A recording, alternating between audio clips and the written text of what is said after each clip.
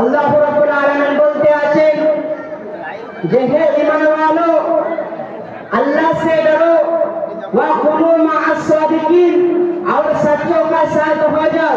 बोले हे ईमानदार মানুষেরা, हे ईमानदार ব্যক্তিরা, ইত্তাকুল্লাহ, তোমরা আল্লাহ তাআলা কে ভয় করো, ওয়া কুনু মআস সাদিকিন, এবং সত্যবাদীর সঙ্গ লাভ করো। তো সত্যবাদী বলতে কাকে বোঝায়? সত্যবাদী কাদেরকে বলতে বোঝায়? সত্যবাদী বলতে বোঝায় সত্যবাদী আমাকে বলতে বোঝায় না, সত্যবাদী আমাকে বলতে বোঝায় না, সত্যবাদী আপনাকে বলতে বোঝায়, সত্যবাদী আপনাকে বলতে বোঝায় না। যদি সত্যবাদী বলতে বোঝায় আল্লাহর ওলিকে বলতে বোঝায়, আল্লাহর কুতুবকে বলতে বোঝায়, আল্লাহর গাউসকে বলতে বোঝায়, আল্লাহর নবীগণকে বলতে বোঝায়। আমাদেরকে সত্যবাদী বলতে বোঝায় না। এইজন্য তো আল্লাহ রাব্বুল আলামিন কোরআন পাকের মধ্যে ঘোষণা করে দিলেন, ইয়া আইয়ুহাল্লাযীনা আমানু তাকুল্লাহা ওয়া কুনু মা'আস সাদিকিন, হে ঈমান ওয়ালো তাকুল্লাহা, আল্লাহ সে ডরো, ওয়া কুনু মা'আস সাদিকিন, এবং সত্যবাদীর সঙ্গ লাভ করো। তো সত্যবাদী বলতে বোঝায় আল্লাহর ওলি, আল্লাহর কুতুব, আল্লাহর গাউস, আল্লাহর নবীগণকে বলতে বোঝায়। যেটা বলুন সুবহানাল্লাহ, সুবহানাল্লাহ। তো আল্লাহ রাব্বুল আলামিন যত নবীকে দুনিয়ার বুকে পাঠিয়েছে, প্রত্যেকটা নবীকে রহমত দিয়ে পাঠিয়েছে, রহমাতাল লিল আলামিন করে পাঠাননি। আল্লাহ রাব্বুল আলামিন যতটা নবীকে পাঠিয়েছে, প্রত্যেকটা নবীকে রহমত দিয়ে পাঠিয়েছে, কিন্তু রহমাতাল লিল আলামিন করে পাঠায়নি। হযরতে আদম নবীকে যখন পাঠালেন রহমত দিয়ে পাঠালেন, হযরতে মুসা নবীকে যখন পাঠালেন রহমত দিয়ে পাঠালেন, হযরতে ঈসা নবীকে যখন পাঠালেন রহমত দিয়ে পাঠালেন, হযরতে ইউসুফ নবীকে যখন পাঠালেন রহমত দিয়ে পাঠালেন। আমার আল্লাহ রাব্বুল আলামিন বলতে আছেন, হে জগৎবাসী শোনো শোনো, আমি যতটা নবীকে দুনিয়ার বুকে প্রেরণ করেছি, আমি যতটা নবীকে দুনিয়ার বুকে পাঠিয়েছি, হযরতে আদম থেকে নিয়ে হযরতে ঈসা রুহুল্লাহ পর্যন্ত যতটা নবীকে আমি আল্লাহ দুনিয়ার বুকে পাঠিয়েছি, প্রত্যেকটা নবীকে, প্রত্যেকটা রাসূলকে রহমত দিয়ে পাঠিয়েছি, রহমাতাল লিল আলামিন করে পাঠাইনি। আমার যখন হাবিবকে যখন প্রেরণ করলাম, আমি যখন আমার নবীকে প্রেরণ করলাম, আমি যখন আমার হাবিবকে প্রেরণ করলাম, রহমত দিয়ে নয়, রহমত দিয়ে নয়, রহমাতাল লিল আলামিন করে প্রেরণ করলাম।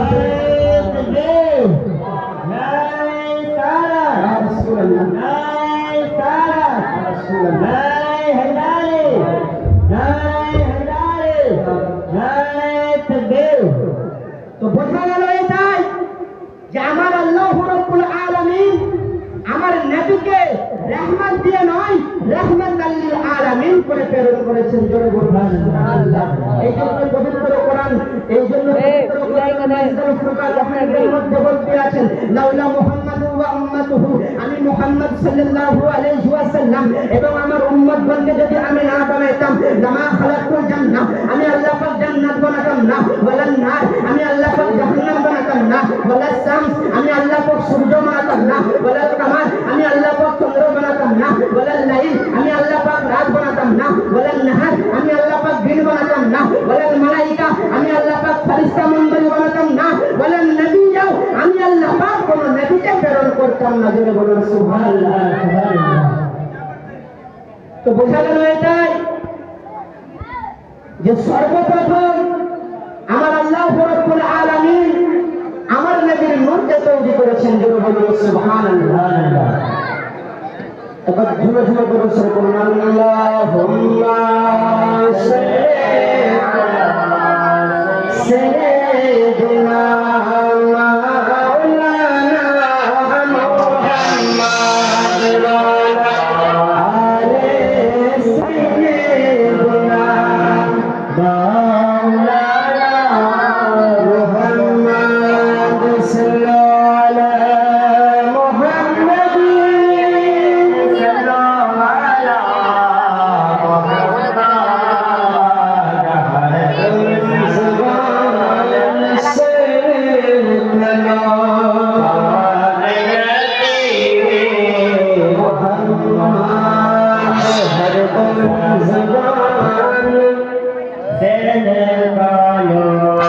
شفيع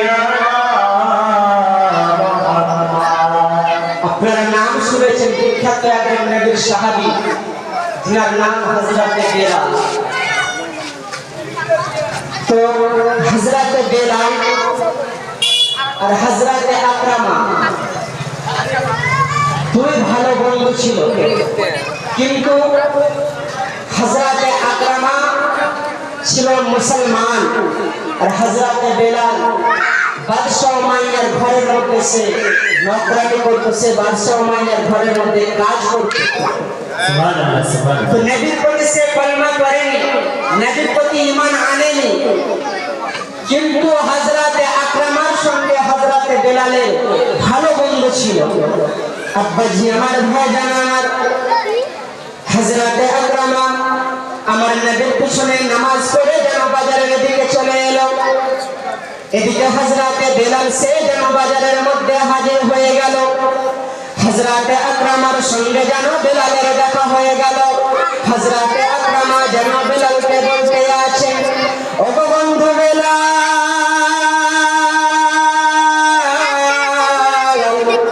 তুমি কি এখনো দেবী দেবীর পুজো করো? তুমি কি এখনো মূর্তি পুজো করো? তুমি কি এখনো ঠাকুর পুজো করো? তুমি কি এখনো বাদশাহ উমাইয়ার ঘরের মধ্যে কাজ করো? বেলাল যেন বলতে আছেন, ও বন্ধু আকরামা, আমি এখনো দেবী দেবীর পুজো করি, আমি এখনো মূর্তি পুজো করি, আমি এখনো ঠাকুর পুজো করি, আমি এখনো দেবী দেবীর পুজো করি। হযরতে আকরামা বলতে আছেন, ও বন্ধু বেলাল, তুমি যে দেবী দেবীর পুজো করো, তুমি যে মূর্তি পুজো করো, তুমি যে ঠাকুর পুজো করো, তো তোমার ঠাকুর তোমাকে কি শিখিয়েছে? তোমার দেব দেবী তোমাকে কি শিখিয়েছে? বলো বলো, তোমার দেব দেবী তোমাকে কি শিখিয়েছে? হযরতে বেলাল যেন বলতে আছেন, ও বন্ধু আকরামা, তুমি কি শুনতে চাও আমার দেব দেবী আমাকে কি শিখিয়েছে? বলে হ্যাঁ হ্যাঁ, বলো বলো, তোমার দেব দেবী কি শিখিয়েছে? বলো বলো বলো, তোমার দেব দেবী কি শিখিয়েছে? হযরতে আকরামা যেন বেলালকে বলতে আছেন, ও বন্ধু বেলাল, বলো বলো, তোমার দেব দেবী কি শিখিয়েছে? বলো। বেলাল যেন বলতে আছেন, ও বন্ধু আকরামা, তবে শোনো আমার দেব দেবী কি শিখিয়েছে, তবে শোনো। বেলাল যেন পড়তে আছেন, ওম সর্বভূতেষু রূপে নমস্তুতে নমো নমঃ, এইভাবে যেন পড়তে আছেন, এইভাবে যেন পড়তে আছেন।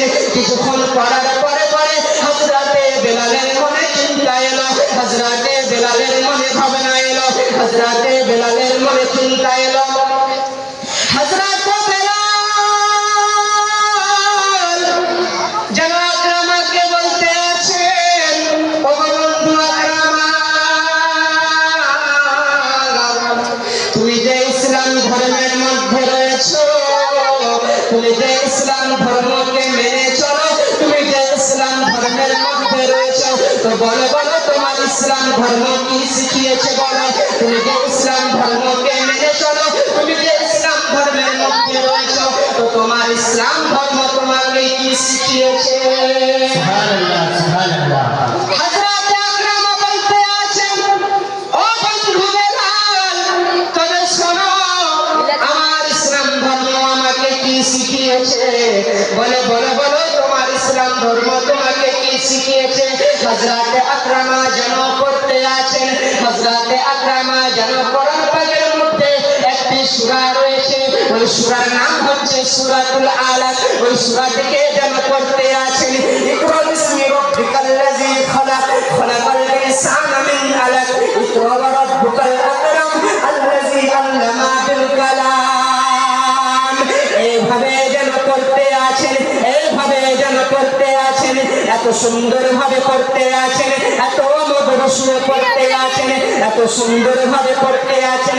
হযরতে আকরামা যেন পড়তে আছেন, হযরতে বেলাল যেন শুনতে আছেন, হযরতে আকরামা যেন পড়তে আছেন, হযরতে বেলাল যেন শুনতে আছেন, শুনতে আছেন। এত সুন্দর বাণী, এত সুন্দর করে পড়তে আছেন। বেলাল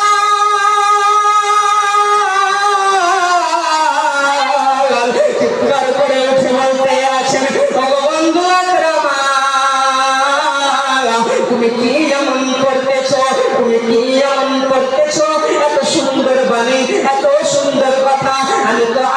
কোনোদিন শুনিনি, আমি তো আগে কোনোদিন শুনিনি, তুমি আমাকে আর একবার শুনিয়ে দাও। হযরত বেলাল এত সুন্দর ভাবে কোরআনুল মাজিদকে শুনতে আছেন, আর এদিকে হযরত আকরামা যেন পড়তে আছেন। তো হযরত বেলাল যেন বলতে আছেন যে হে বন্ধু আকরামা, তুমি আমাকে আরেকবার শুনিয়ে দাও। জোরে বলুন সুবহানাল্লাহ। আব্বাজি আমার ভাই জান আমার মন দিয়ে শুনুন, হযরত আকরামা যেন পড়তে আছেন, আবার পড়তে শুরু করলেন। এদিকে হযরত বেলাল যেন শুনতে আছেন, এদিকে হযরত আকরামা পড়তে আছেন, এদিকে যেন বেলাল শুনতে আছেন, এদিকে হযরত আকরামা পড়তে আছেন, এদিকে বেলাল যেন শুনতে আছেন। বেলালের শরীর থেকে যেন ঝরঝর করে যেন ঘাম ঝরতে আছেন। বেলাল যেন চিৎকার করে উঠে বলে, বেলাল বন্ধু আকরামা, বলে আর দেরি করা যাবে না। বলে কেন, কি হয়েছে বলো বলো। বলে না না, আর দেরি করা যাবে না। বলো বলে কি হয়েছে বলো। বলে আমি আর দেবী দেবীর পুজো করতে চাই না, আমি আর মূর্তি পুজো করতে চাই না, আমি আর ঠাকুর পুজো করতে চাই না।